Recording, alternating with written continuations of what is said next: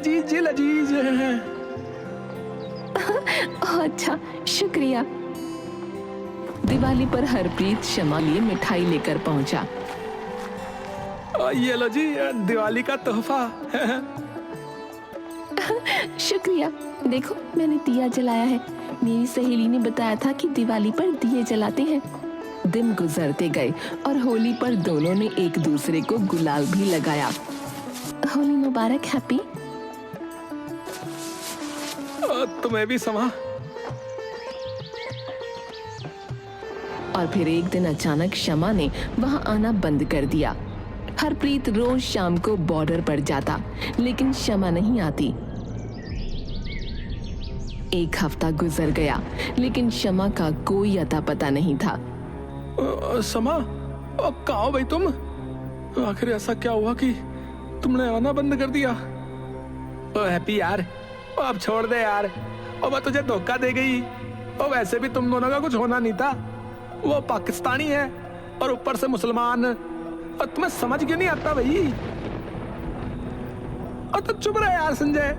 ओ यार, मुझे समझाने की जरूरत नहीं है यार। ये मेरा प्यार है यार, तुझे नहीं समझ आएगा। और मेरी समा मुझे धोखा नहीं दे सकती। वो वापस जरूर आएगी। हाँ, उसका दिल मानने को तैयार नहीं था कि शमा ने उसे धोखा दिया होगा। वो भागता हुआ फिर से बॉर्डर पर पहुंच गया, जहां वो हर बार शमा से मिलता था। वहां उसकी नजर अचानक एक छोटे से बच्चे पर पड़ी, जो उसके पास आ रहा था। भैया, ये खत आपके लिए है। हरप्रीत ने थोड़ा घबराते हुए खत लिया। उसका दिल तेजी से धड़क रहा था। उसने खत पढ़ना शुरू किया। हैप्पी, मैं समा की दोस्त हूँ। मुझे ये बताते हुए बहुत दुख हो रहा है कि समा अब तुमसे नहीं मिल सकती। उसकी शादी हो चुकी है और वो इस्लामाबाद शिफ्ट हो गई है। ये पढ़ते ही हरप्रीत की आंखों में आंसू आ गए। उसका दिल एकदम टूट गया। वो वहीं बैठ गया, जैसे सारी दुनिया अचानक खत्म हो गई हो।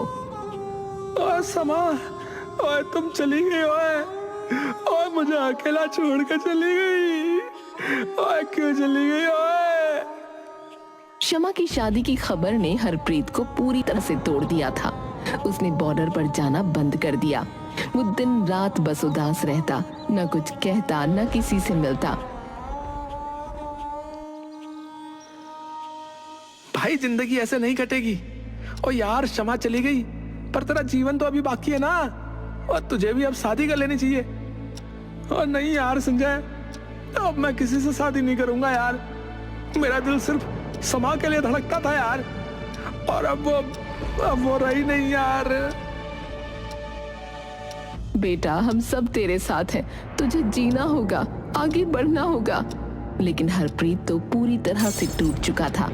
उसे खुद नहीं पता था कि वो क्या कर रहा है। एक दिन यूं ही भटकते हुए हरप्रीत फिर से उसी बॉर्डर पर जा पहुंचा। वो वहीं बैठ गया। उसकी आंखों से आंसू बहने लगे। तभी अचानक एक जानी पहचानी आवाज उसके कानों में पड़ी। हैप्पी। हरप्रीत ने सिर उठाया। सामने शमा को खड़ा देखकर उसके होश उड़ गए। समा, तुम यहाँ? हाँ, पर तुम यहाँ कैसे? तुम्हारी तो शादी हो गई थी ना? मेरी शादी? ओए, शादी तो तुम्हारी हुई थी ना। और तुम्हारी दोस्त का खत मिला था मुझे। या अल्लाह, मेरी शादी नहीं हुई है हैप्पी। उसने हमें अलग करने के लिए झूठ बोला होगा। जैसे संजय ने मुझे ये बताया था कि तुम्हारी शादी हो चुकी है और तुम मुंबई शिफ्ट हो गए हो। ओ यार, पर इन लोगों ने ऐसा क्यों किया यार? ओ यार, मैं संजय को छोड़ूंगा नहीं, बता रहा हूँ। गुस्सा मत करो हैप्पी, उनकी गलती भी नहीं है। वो हमारी हिफाजत के लिए ही सोच रहे होंगे, क्योंकि तुम हिंदुस्तानी हो और मैं पाकिस्तानी। तुम सिख हो और मैं मुसलमान। वो दोनों फिर से मिल गए, लेकिन किस्मत ने फिर से उन्हें अलग करने की तैयारी कर रखी थी। एक दिन जब हरप्रीत और शमा मिलने आए तो दोनों के देशों के सैनिकों ने उन्हें देख लिया। ये सरहद है, कोई मजाक नहीं। दोनों देशों के बीच कुछ भी हो सकता है। और तुम लोग इस तरह बेफिक्र होकर मिल रहे थे। मुझे ये सब पता है साहब, लेकिन ये सरहद सिर्फ जमीन के टुकड़े बांटने का काम करती है, दिलों को नहीं बांट सकती। इस घटना के बाद दोनों के मिलने के रास्ते बंद हो गए। दोनों के पास अब बस यादें थीं। महीनों बीत गए और हरप्रीत को शमा से कोई खबर नहीं मिली। बेटा भूल जाओ उसे। कैसे भूल जाऊं बेबे, मेरा दिल कहता है कि एक दिन हम जरूर मिलेंगे। उसी समय हरप्रीत को खबर मिली कि उनके गांव में एक शांति समारोह है जिसमें दोनों देशों के नागरिक शामिल हो रहे हैं। हरप्रीत के मन में उम्मीद जागी कि शायद इस समारोह में उसे शमा से मिलने का मौका मिल सके। बेबे, मैं भी उस समारोह में जाऊंगा, शायद समा भी वहां मिल जाए। जा बेटा, भगवान करे तेरी उससे मुलाकात हो जाए। मेरे रब्बा, मेरे पुत्ती राखी करी। समारोह वाले दिन हरप्रीत वहां पहुंचा और भीड़ में इधर उधर देखने लगा। कुछ समय बाद उसे गुलाबी दुपट्टा दिखा। शमा भीड़ के बीच में खड़ी थी, जैसे उसे ही ढूंढ रही हो। दोनों की आंखें मिली और दोनों के चेहरे पर एक चमक आ गई। हैप्पी, मुझे लगा अब हम कभी नहीं मिल पाएंगे। और मैंने कहा था ना, प्यार में कोई शर्त नहीं होती। अब चलो मेरे साथ। हरप्रीत शमा को चुपके से अपनी साइड लाने की कोशिश करता है, पर तभी एक सैनिक उसे देख लेता है। अरे अरे, ये क्या कर रहे हो तुम? पीछे हटो। अचानक हिंदुस्तानी सैनिक हरप्रीत को और पाकिस्तानी सैनिक शमा को पकड़कर अपनी अपनी ओर ले जाने लगते हैं। समा, समा, समा। हैप्पी! अचानक शमा एक सैनिक की बंदूक छीन लेती है और अपनी कनपटी पर रख लेती है।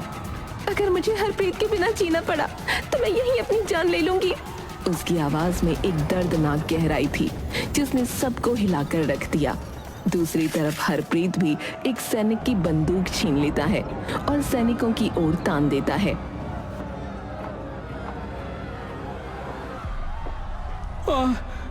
अगर समा में कुछ हुआ ना तो मैं तुम सबको खत्म कर दूंगा। ये देखकर दोनों तरफ के सैनिक बहुत चक्के रह जाते हैं। एक पल के लिए माहौल में सन्नाटा छा जाता है। फिर एक अफसर आगे बढ़ता है और इशारा करता है। ठहरो, इन दोनों का ये जुनून देखकर लगता है कि इन्हें मिलने देना ही सही होगा। वैसे भी आज के जमाने में सच्चा प्यार खत्म हो चुका है। जहां बाकी है वहां इसे पनपने दो। शमा और हरप्रीत एक दूसरे की ओर दौड़ते हैं और गले लग जाते हैं। चारों तरफ तालियां गूंज उठती हैं और कुछ यूं हैप्पी और शमा की लव स्टोरी की हैप्पी एंडिंग होती है।